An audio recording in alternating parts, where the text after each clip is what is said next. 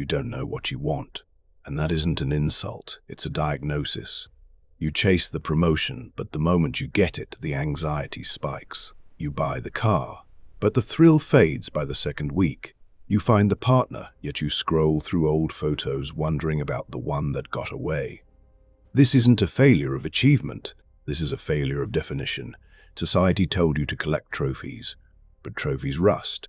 The Stoics knew this 2,000 years ago. They understood that wanting is just a chemical reaction designed to keep you distracted.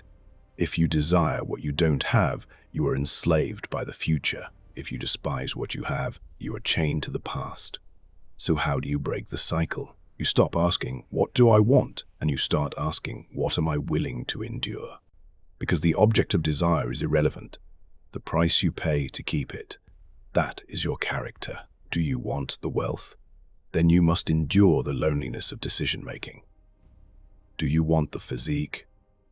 Then you must endure the discipline of the empty plate. Do you want the respect? Then you must endure the silence of your own judgment. The problem isn't that you don't know what you want. The problem is that you want the outcome without the obstacle. You want the summit without the climb.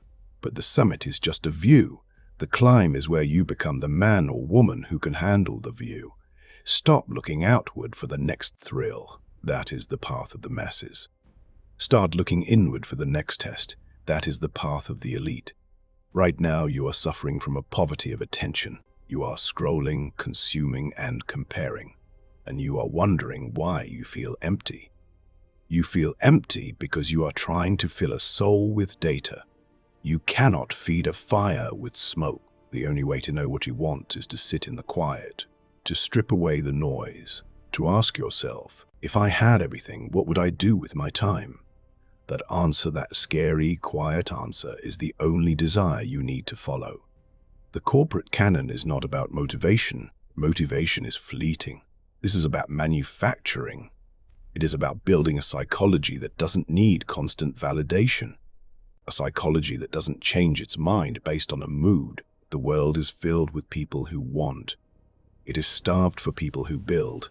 If you are ready to stop wanting and start becoming, subscribe to the corporate canon. Because the modern world is noise, it is time to find the signal